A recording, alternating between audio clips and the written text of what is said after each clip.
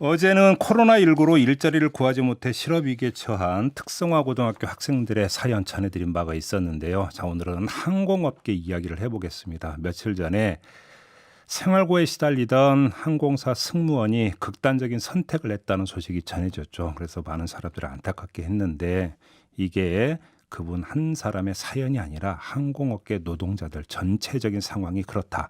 거의 한계 상황에 다다랐다. 뭐 이런 이야기로 좀 연결이 되고 있는 것 같습니다. 그래서 그 현실을 좀 들여다보고 싶은데요. 지금 국내 각 항공사마다 직원 노동조합이 따로 있는데요. 이런 여러 노동조합이 뭉친 곳이 바로 항공연대협의회라는 곳입니다. 이 항공연대협의회의 대한항공 직원연대 지부 송민섭 지부장 연결해서 이야기 나눠보도록 하겠습니다. 나와 계시죠? 예, 안녕하십니까. 네, 송민선입니다. 예. 네. 뭐 지부장님, 이제 그 항공사 같은 경우는 직종이 여러 가지잖아요. 어떤 업무를 하고 계세요, 지부장님은? 저는 현재는 정비본부에서 근무하고 있습니다. 네. 근데 지금 항공사 직원들이 유급휴직, 무급휴직을 뭐 번갈아 하면서 계속 이렇게 하고 있다는데 예. 직종마다도 이게 좀 그 차이가 있습니까? 저희 정비부서 같은 경우에는 뭐 화물 쪽은 계속 바빠서 업무가 많아서 근무를 하고 있지만 일반적인 정비부서 같은 경우에는 지금 뭐 한 달 쉬고 한 달 일하고 한 달 유급휴직 한 달 근무 이런 식으로 지금 한 어, 4개월째 오고 있고요. 예. 승무원들 같은 경우에는 이제 비행이 음, 없었으니까 뭐 3개월, 4개월씩 쭉 이어서 쉬고 있다가 한 달 비행하고 음흠. 또 쉬고 뭐 현재 그런 상황입니다. 아, 일반직의 경우도 뭐 지금 뭐 3개월, 4개월씩 쉬시는 분들도 계시는 것 같고. 예. 그러면 그냥 참 이게 그 너무나 그러니까 단순하기는 좀 문제가 있습니다만 이제 그 이전에 코로나19 여파가 오기 전에 예. 받았던 평균 어떤 월급이라고 할까 이거에 비하면 어느 정도로 줄었다고 그러니까 생각을 하면 되는 거예요? 보통 언론에 나가기로는 항공업계가 특별 고용 유지 지원 업종으로 이제 분류가 되면서 네. 정부에서 그 통상임금의 90%를 지원을 하고 음. 기업에서는 10% 정도의 임금을 보전해서 네. 수직 급여를 지원한다라고 이제 기사도 나갔고 다들 그렇게 알고 계셔서 예. 뭐 월급은 받고 있구나. 음. 그렇게 이제 아시고 계실 것 같은데 그러게요. 예. 통상임금에 포함되는 것은 이제 되는 여러 조건 중에 고정성이라는 게 있어요. 음. 그래서 고정적으로 지불이 되는 거를 이제 통상임금으로 보고 있기 때문에 그렇죠. 거기에 포함 안 되는 게 이제 승무원들의 비행수당. 비행 예, 수당. 예. 예. 비행수당이 포함이 안 되고 있고, 뭐, 예. 저희 같은 경우는 이제 야근을 해서 야근수당이 어느 정도 좀 들어와서 월급이 좀 괜찮았었는데, 음. 그 정도, 이제 야근수당이 들어와서 뭐, 다른 회사 대기업과 비교해서는 뭐, 비슷하다 생각을 했었는데, 음. 야근을 못하니까 또 야근수당이 안 나오겠죠? 음.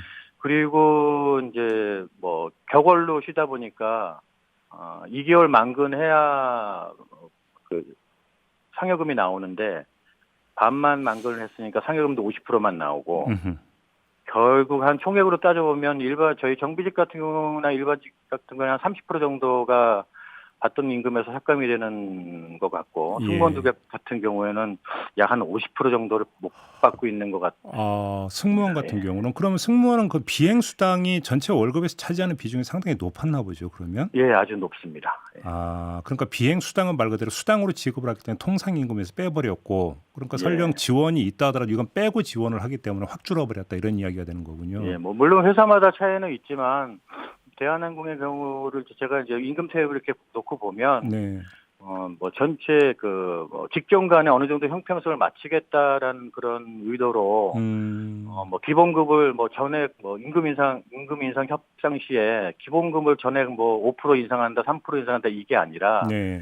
반금액 총액 기준으로 뭐 과장급 대리 기준 뭐 8만 원 인상한다, 10만 원 인상한다 이런 식으로 지금 했던 것 같아요. 예전에. 네. 그래서 예. 그러다 보니까 뭐 어느 직종은 기본급이 몇 프로 뭐 4, 5% 올라도 어느 직종은 3, 4%가 오르고 이렇게 좀 차이가 두게 되고 그럼 그걸 음. 맞추기 위해서 비행 수당을 좀 올려주고 이런 식으로 해서 이제 맞췄던 것 같은데 평상시에는 문제가 없었죠. 받는 임금이 뭐 일정했었으니까. 근데 네. 지금과 같은 통상임금으로 받게 되는 사태가 벌어지니까 그 여파가 이런 안 좋은 상황이 승무원들에는 더 커진 거죠. 그러면 며칠 전에 이제 극단적인 선택을 했다는 분 같은 경우 이제 보도에 따르면 생활고에 시달리다가 결국은 극단적인 선택을 한 것으로 이렇게 좀 보도가 나오던데 예. 그러면 어떤 그러니까 수입이 절반으로 줄어졌기 때문에 어떻게 이제 버티기가 너무 한계 상황에 다다랐어 이렇게 봐야 되는 거겠네요. 그러면 글쎄요, 이제 그 승무원이 뭐 어느 회사 승무원인지 아직 뭐 보도가 나온 게 없어서 네,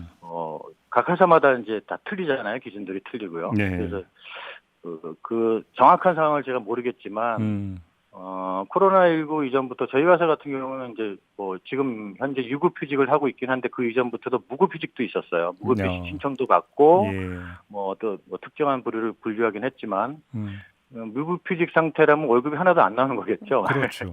네, 그런 분들도 계셨었고 그다음에 예. 유급휴직 들어가서는 그 정도 임금을 받게 되게 되면 제 기준으로 만약에 그분 나이를 봤을 때는 대한항공 기준으로 본다 그러면 한 150, 160 나오지 않았을까요? 뭐 그렇게 예상은 하는데 정확한 예, 건 모르겠고요. 예, 그렇다고 그러면 뭐 그걸로도 충분히 뭐 생활할 수 있지 않을까 세상은 하겠는데 예, 사람마다 자기가 사는 그 사이즈는 있잖아요. 뭐 그렇죠. 300만 원 받던 사람들이 유지하는 방식이 있고 500만 원 받던 사람들이 유지하는 방식이 있고 100만 원 받던 사람들이 유지하는 방식이 있는 것처럼 그 자기 수입에 맞춰서 대출도 있을 수 있고 그렇죠. 생활 계획이 다 있지 않습니까? 그렇죠. 그렇죠. 그런 상황에서 갑자기 임금이 절반으로 줄어버리면 음, 만약에 좀 저축이 많은 뭐 시니어라고 그러면 음, 버틸 수 있겠지만 저축할 시간이 부족했던 사회 초년생들 같은 경우에는 네, 아마 큰 타격이었을 거다 생각을 합니다. 심지어 저희가 4월 달에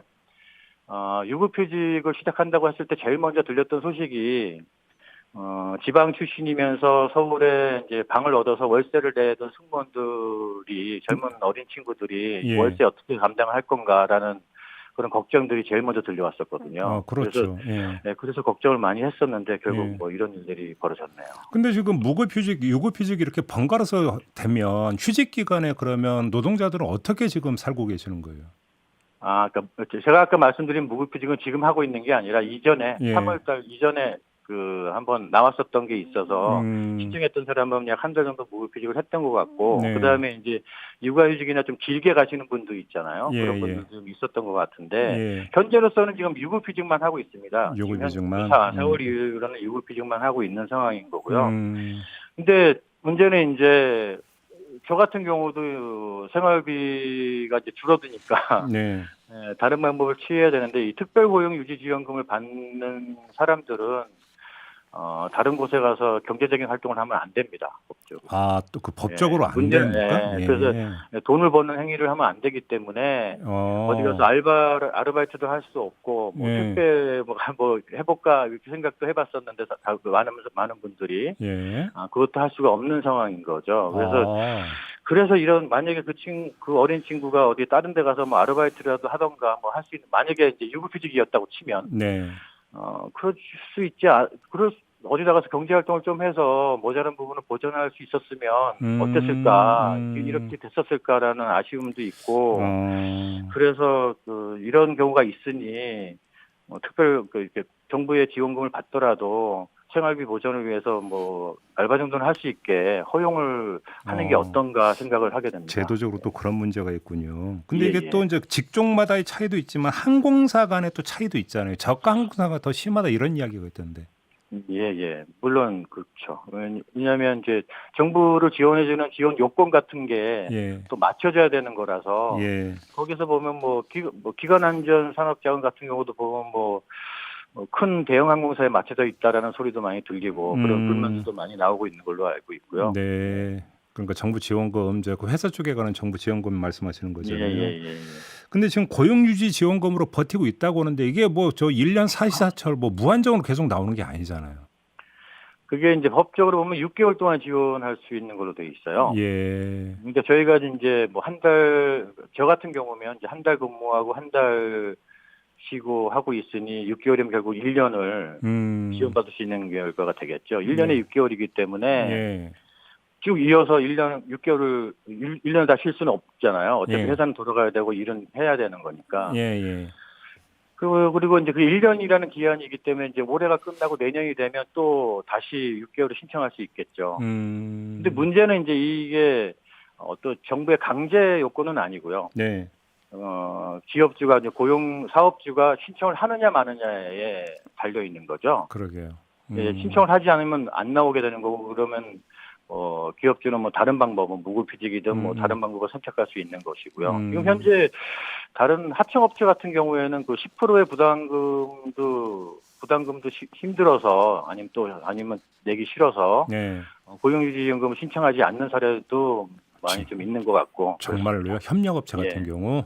예. 그건 이제 회사 쪽에 부담이 10% 내기 싫어서 아예 신청을 안 한다고요? 고용유지 근데 보통 그런 회사들은 어떤 자본이 있는 게 아니라 인력으로 움직이는 예. 회사들이 많다 보니까 실질적으로 어떤 그 인력을 운영하면서 나오는 인컴이 없으면 그 10%도 사실 힘든 회사들도 있겠죠. 알겠습니다. 구조조정 얘기도 혹시 나옵니까?